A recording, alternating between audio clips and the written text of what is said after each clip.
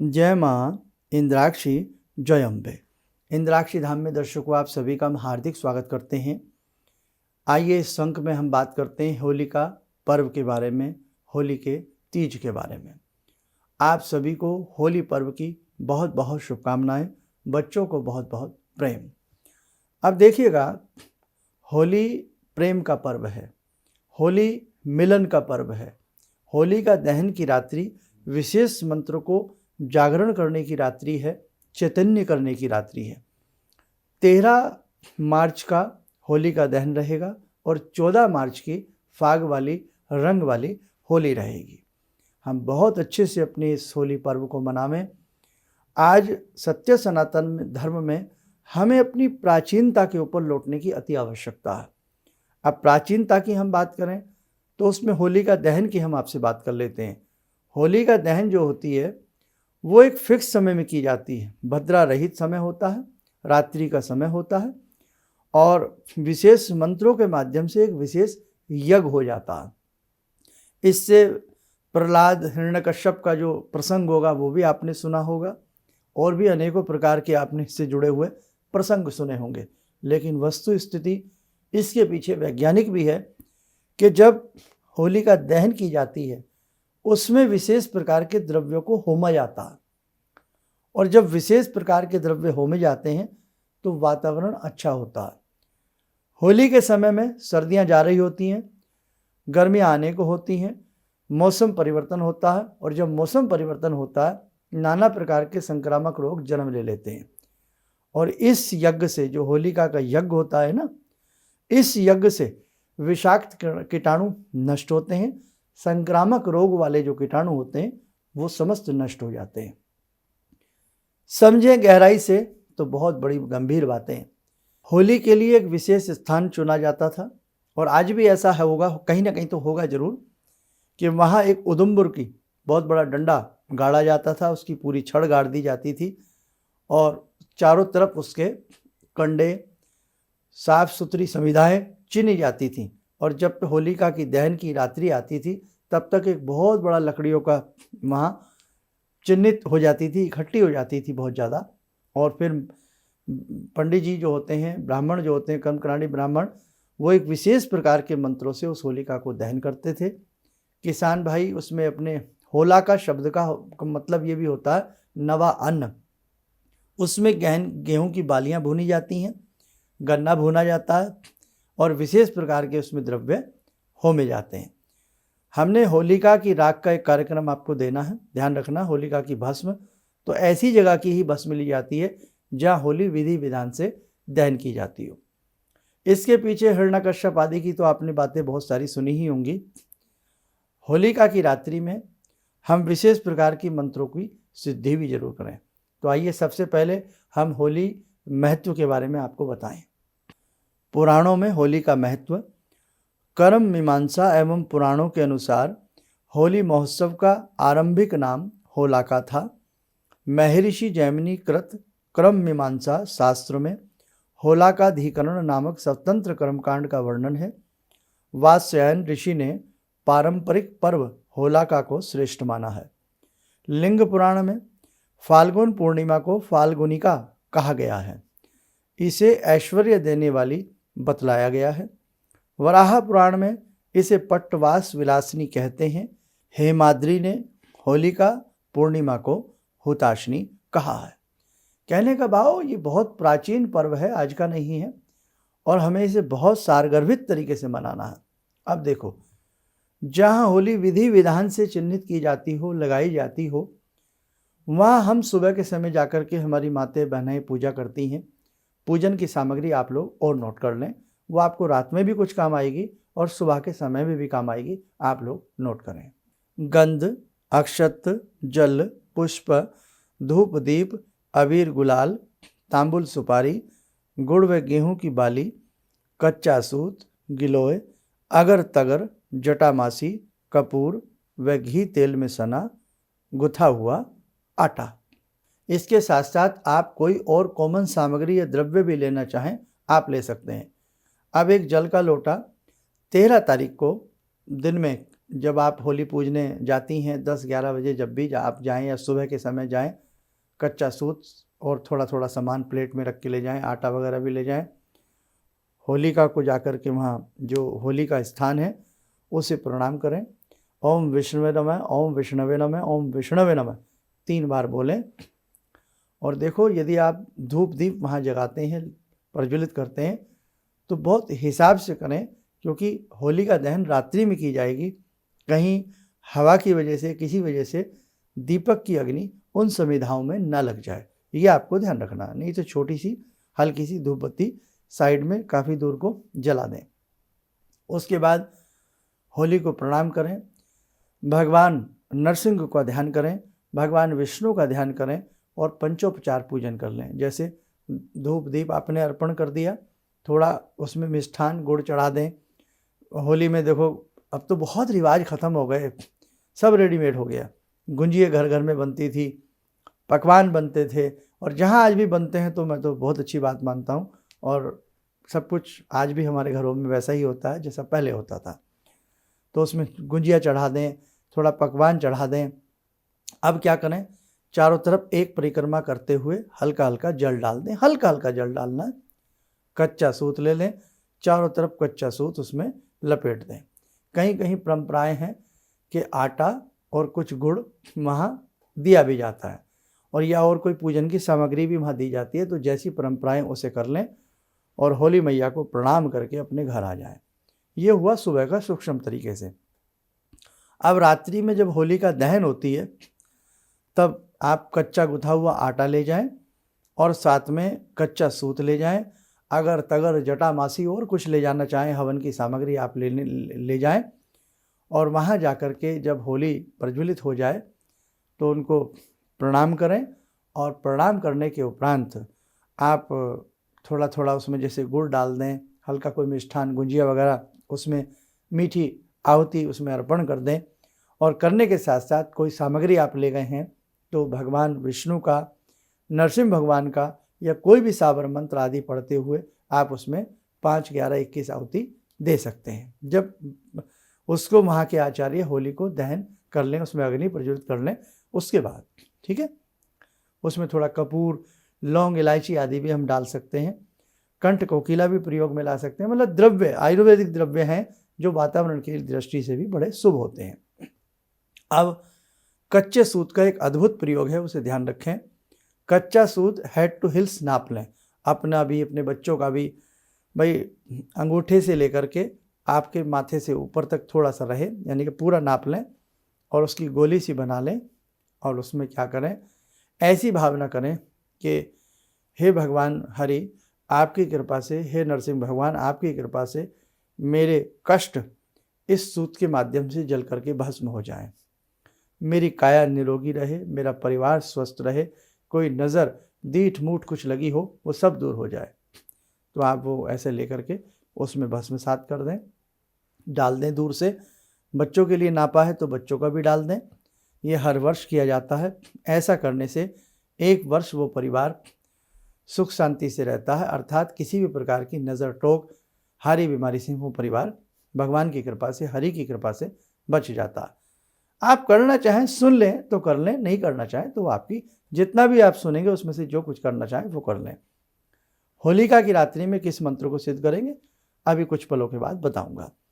अब आप जो कच्चा आटा ले गए हैं, तो यदि किसी को ये लगता है कि बहुत भयंकर कोई प्रयोग हमारे ऊपर किसी ने कर दिया है, तो एक पुतला सा बना लें, और पुतला सा बना करके आप ये भाव करें कि जो भी हमारे ऊपर कोई क्रिया की गई है वो सब इस पुतले में समा गई है, और उस पुतले को आप गोला सा बना करके उसमें भस्मसात कर सकते हैं। लेकिन वहीं ये किया जाता है जहाँ हमें ऐसा लगता है। और नहीं तो जो कच्चा आटा आप तेल से सना ले गए हैं उसके छोटे छोटे से 7 दिए बना लें, घी लगा करके बत्तियां लगा दें, होलिका के चारों तरफ वो 7 दीपक चिन्हित कर सकते हैं आप। ऐसा भी बड़ा शुभ रहता है। अब इसके बाद हम क्या करेंगे, हाथ धो लें, छींटा अपने ऊपर मारें, परिवार के साथ या मित्र मंडली के साथ उसके 7 चक्कर लगाएं। 3 चक्कर लगाएं या 7 लगाएं होलिका के, या 11 लगाएं, और मन ही मन श्री हरि श्रीमन नारायण का जाप करते रहें। या ओम नमो भगवते वासुदेवाय नमः का आप जाप करते रहें। हरे कृष्णा हरे रामा का भी आप 7 परिक्रमाएं या 11 परिक्रमाएं करते समय जाप कर सकते हैं। नवा अन्न, होलाका का अर्थ होता है नवा अन्न। तो जो हमारे किसान भाई हैं जिनके खेत खलियान हैं, अब तो खैर सभी करते हैं, मैंने देखा है, तो गेहूं की नवी अन्न की बालियां पहले परिक्रमाएं आदि कर लें, उसके बाद गेहूं की बालियां उसमें भून करके घर भी लाई जाती हैं। गन्ना है तो गन्ना भी उसमें भून करके फिर पटका जाता है और प्रसाद के रूप में थोड़ा थोड़ा लिया जाता है। गेहूं के बालियों को घर ले आते हैं, घर के लिए शुभ होती हैं, उनको प्रसाद के रूप में भी वो दाने चबाए जा सकते हैं, कोई हर्ज नहीं है। होलिका दहन की जो रात्रि की राख होती है वो अगले दिन सुबह यानी कि 14 तारीख की सुबह लाई जाती है। उसके लिए आप हमारा 12 तारीख का कार्यक्रम, 12 मार्च का कार्यक्रम देख लेना, उसमें होलिका दहन की भस्म का महत्व वो सारा का सारा आपको उसमें बताया गया है। ठीक है, तो ये आपने बहुत अच्छे से कर लिया है।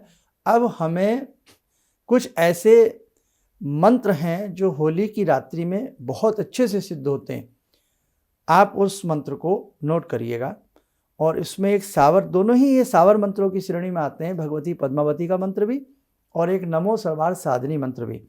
तो किसी भी सावर मंत्र को सिद्ध करने से पहले या किसी सावर मंत्र जैसे मंत्र को सिद्ध करने से पहले उस मंत्र की एक माला करेंगे, फिर हम पद्मावती का मंत्र पढ़ेंगे। आइए आप लोग पहले नोट करें, फिर समझाता हूँ, आप चिंता ना करें।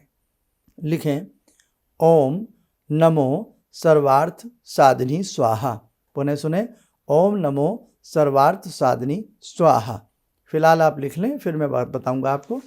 अब नंबर 2 पर लिखें ओम नमो भगवती पद्मावती सर्वजन मोहिनी सर्व कार्य कारिणी मम विकट संकट हरणी मम मनोरथ पूर्णी मम चिंता चूर्णी। ओम नमो ओम पद्मावती नमः स्वाहा।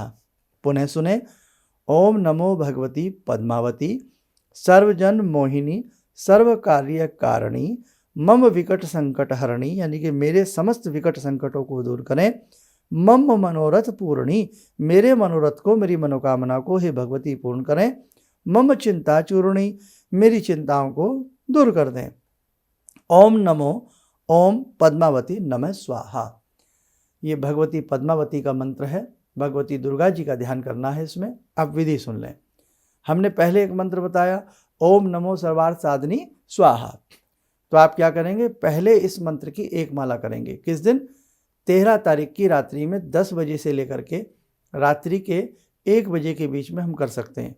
इतना लेट नहीं करना, तो रात्रि में हम 9 बजे से बैठ सकते हैं, 8 बजे से भी हम बैठ सकते हैं। होली का दहन जैसे हो जाए उसके उपरांत हम अपने घर में ये काम कर सकते हैं, मंत्रों को सिद्ध कर सकते हैं। नहीं तो आराम से अपना खाना वगैरह खा करके पुनः दोबारा से स्नान कर लें, 9 बजे के आसपास आप बैठ जाएं, धूप दीप जला लें, भगवती दुर्गा जी का चित्र सामने रख लें, या जहां पूजा पाठ करते हैं वहीं आप बैठ जाएं। इसमें यज्ञ किया जाता है, 1 माला का यज्ञ होता है, 1 माला का जप होता है। यज्ञ करें तो अति उत्तम। आप में से बहुत लोगों के ऐसे कमेंट्स आते हैं कि हम यज्ञ नहीं कर पाएंगे, तो बेटा फिर एक काम करना, फिर आप 1-1 माला का जप ही कर लेना, लेकिन बिन यज्ञ के ये मंत्र चैतन्य कम हो पाते हैं। ठीक है, यज्ञ कर लें, 1 माला ना कर पाएँ 11 बार कर लें, लेकिन 1 माला करेंगे तो अच्छे रहेंगे। अब सुने, सबसे पहले हमने पहले वाला मंत्र पढ़ना है, ओम नमो सर्वार्थ साधिनी स्वाहा, 1 माला जप करना है। ठीक है, उसके बाद 1 माला का हमें यज्ञ करना है। अभी यज्ञ ना करें, यज्ञ चाहे इकट्ठा कर लें।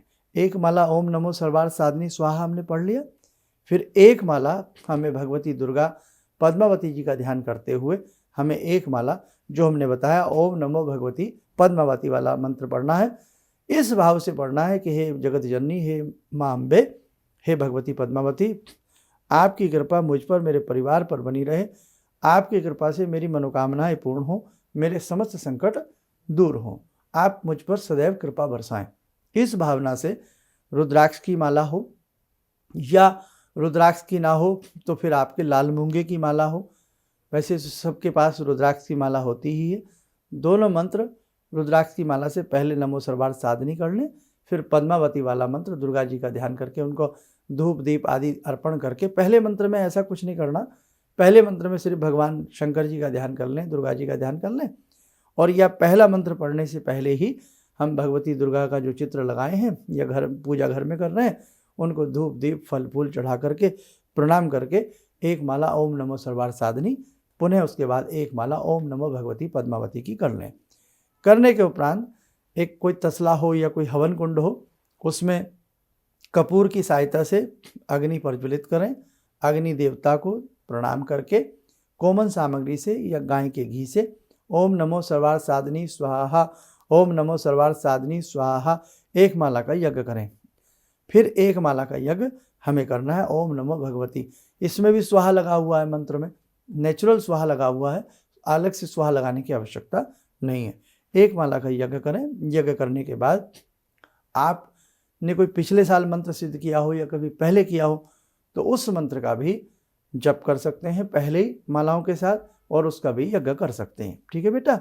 उसके बाद भगवती से क्षमा प्रार्थना करें कि हे जगत जननी, मैं कोई इतना बड़ा भाई जानकार नहीं हूँ, जैसा मुझसे आपका ये जप और यज्ञ बन पड़ा इसे आप स्वीकार करें।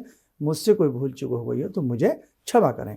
करके अपनी धरती माता जहाँ आप आसन पर बैठे हैं, मुख आपका पूर्व दिशा में रहे, उत्तर में रहे या पश्चिम में रहे, ये ध्यान रखें। दक्षिण में आपका मुख नहीं होना चाहिए।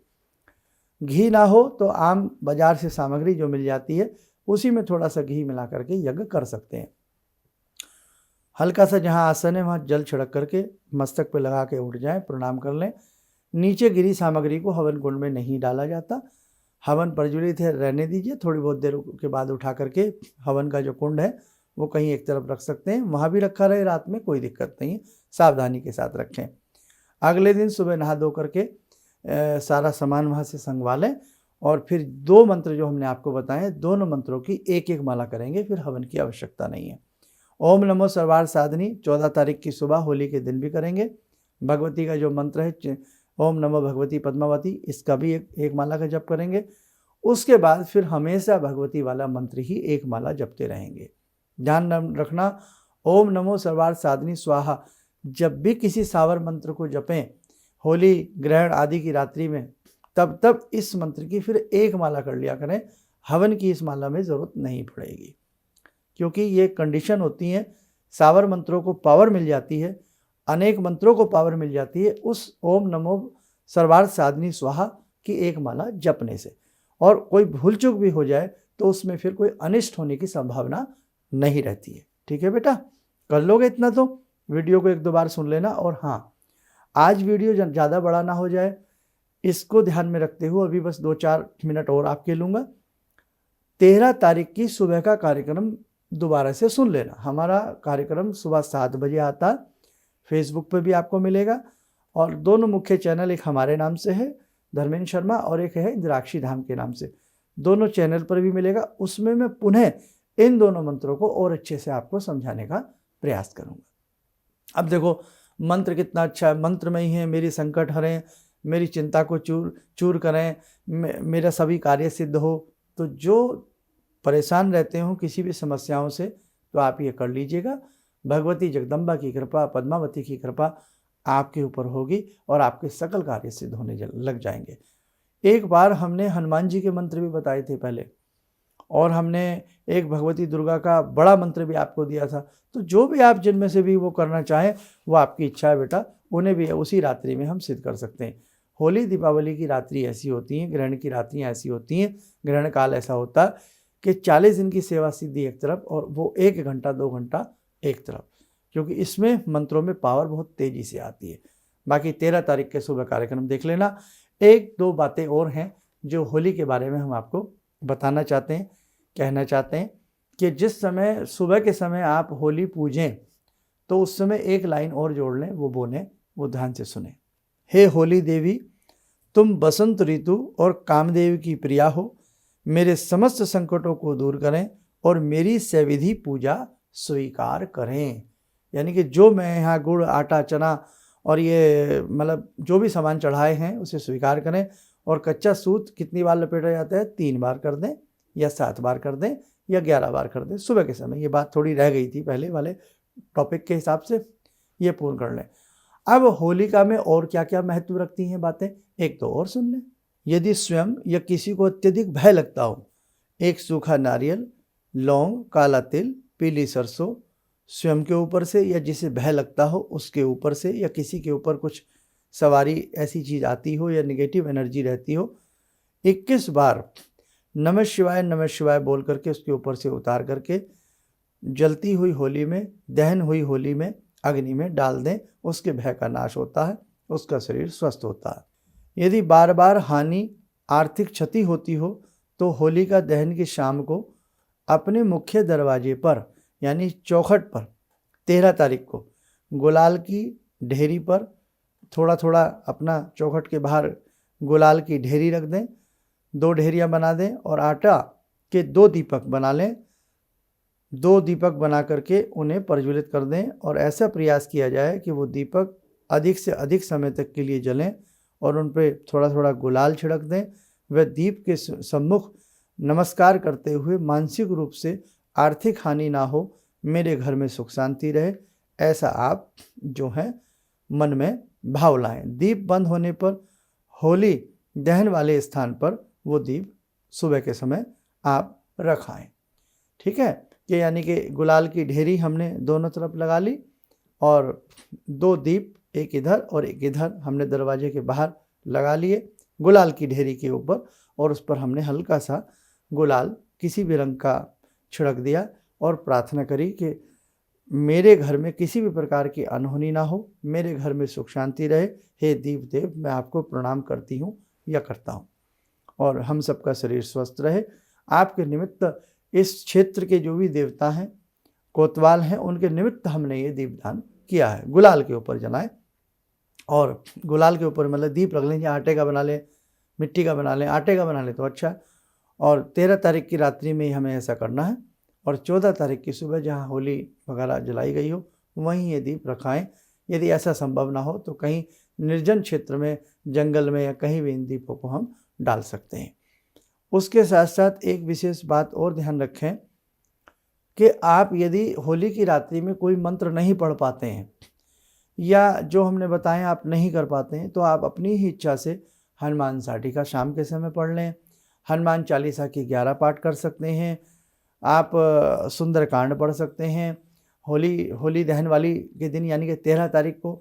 और आप अपने किसी भी विशेष स्तोत्र को जिसे आप पढ़ते हैं वो पढ़ सकते हैं, दुर्गा सप्तशती पढ़ सकते हैं, दुर्गा कवच पढ़ सकते हैं। कहने का भाव होली के दिन बहुत ही खास दिन होता है होलिका दहन का, तो रात्रि में ना सही शाम में कुछ ना कुछ जरूर पढ़ें। कोई ना कोई सुगंधित धुनी, जैसे होली की रात्रि में या होली के दिन में भोजपत्र ले लें, थोड़ा कपूर ले लें और थोड़ा सा उसमें कोई भी खुशबू वाला पदार्थ हो, जैसे अगर तगर है, कंठ कोकिला है, धुनी आपने कोई बना रखी हो या आपके पास अच्छी धुनी हो तो वो धुनी प्रज्वलित करके अपने घर में होलिका के दिन पूरे घर में धुनी देवें। और यदि संभव हो तो बेटे बजरंग बाण का पाठ और दुर्गा कवच, और जिनके पास इंद्राक्षी कवच है तो वो इंद्राक्षी कवच भी पढ़ने का प्रयास करें। जितना आपसे बन सके उतना आप अच्छे से करने का प्रयास करें। वीडियो बहुत एक्सिस होती जा रही है, बहुत लंबी होती जा रही है, नहीं तो दिक्कत हो जाएगी। और 13 तारीख की सुबह पुनः आप हमारा अंक देख लें, उसमें हम इन दोनों मंत्रों को और अच्छे से आपको समझाने का प्रयास करेंगे। चलिएगा बेटा, आप सबको होली की बहुत बहुत शुभकामनाएं। जीवन भर आप यूं ही हंसते रहें, आप यूं ही मुस्कुराते रहें। इन्हीं शब्दों के साथ हम अपनी वाणी को विराम देते हैं। जय जय अम्बे। भगवान से जुड़ो और भगवान से जुड़ने का जरिया आपने बताया, बहुत अच्छा लगा, बहुत धन्यवाद। और सनातन धर्म को जिंदा रखने के लिए आप जो प्रयास कर रहे हैं बहुत सराहनीय है। हम लोग को मौका मिला है, हम लोग भाग्यशाली हैं जो आपके करीब आने का हम लोग को मौका मिला है। किसी भी समस्या के समाधान के लिए मिले प्रसिद्ध हस्तरेखा एवं वास्तु विशेषज्ञ प्रोफेसर धर्मेंद्र शर्मा जी से। नोट: शिविर में भाग लेने हेतु एवं व्यक्तिगत रूप से मिलने के लिए कॉल करने का समय सुबह 10 बजे से शाम 6 बजे तक। हमारे विभिन्न ज्ञानवर्धक कार्यक्रम देखने के लिए आप हमें अभी सब्सक्राइब करें, बेल आइकन को प्रेस करें ताकि आप देख सकें हमारा कार्यक्रम सबसे पहले। और अधिक जानकारी के लिए फेसबुक पेज को लाइक करना न भूलें।